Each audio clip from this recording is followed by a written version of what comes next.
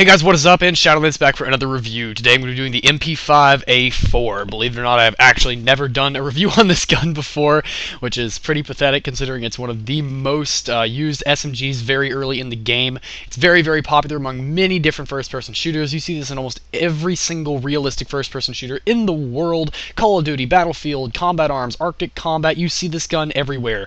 I don't know if some of the Ghost Recons have it because they're more futuristic, but the point is you see this gun in every realistic shooter on the face of the planet that is meant to be set in modern day. It is really not that bad of an SMG. I wouldn't use it in competitive gameplay, but for low ranks, it's a really fun SMG to get to use.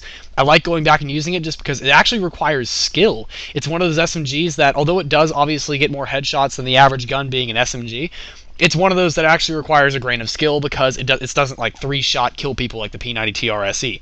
It's actually a decent gun, fun to use, and it's a great gun to get to know the game with. If you're just starting Combat Arms, I highly recommend you guys start the game with this gun. It's a lot of fun to use and works really well.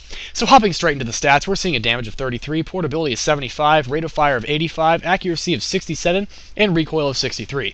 You can customize with a suppressor, magazine, and sight. I would recommend an acog scope, even though the iTech scope is usually better for SMGs. Acog scopes I typically find more comfortable to use with these guns. Maybe that's because I got used to the MP5 so well. Although I would typically say for an SMG, iTech's the way to go. I suggest trying it with the ACOG first, seeing how you like it, and then making your own judgment.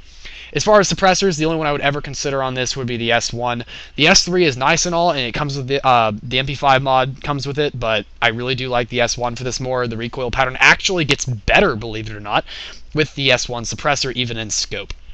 It's only a fully automatic gun. It is not burst mode. Some SMGs do have that. I don't believe any of them have a double fire or a burst mode that's like 3-shot, you know what I mean. But the whole point is, that's my own recommendation. Magazines are up to you. Usually I find 30 shots to be plenty. It has a very fast reload, doesn't limit you in any way. That's just typically what I find. So going into the actual stats, looking at them individually, damage of 33, that's very low for a modern day SMG, but back when Combat Arms was first released, that was a fine rate of fire.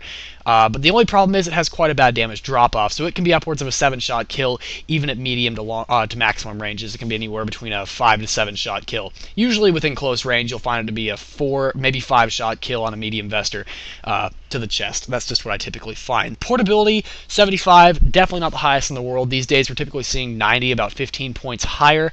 So that's really just kind of a meh thing. If you aim in the general area of the head, you will get your headshot because the recoil pattern kind of forces it. It's kind of hard to describe, but the MP5 is a headshot machine. In fact, I would almost argue it more so than the Magpul or some of the NX variants. This gun, just because of the recoil pattern, tends to get more headshots than any other gun that I've ever really played with that's for GP at this kind of rank. Rate of fire of 85, definitely very high for a low-rank GP gun. Most modern day ones typically have around 90. The MAC-10 and the Uzi typically have that higher 90-ish rate of fire. But with the MP5, it has that 85. Anywhere between 80 and 90 is appropriate for an SMG in my opinion, and it's still definitely usable. Accuracy of 67 is about that of, you know, a typical SMG, not super special. You can tap fire headshots at medium range. You should be able to get your shot, I'd say 8, 9 out of 10 times, so that's very convenient. Recoil of 63 is very, very low. That's one of the reasons people tend to like this gun.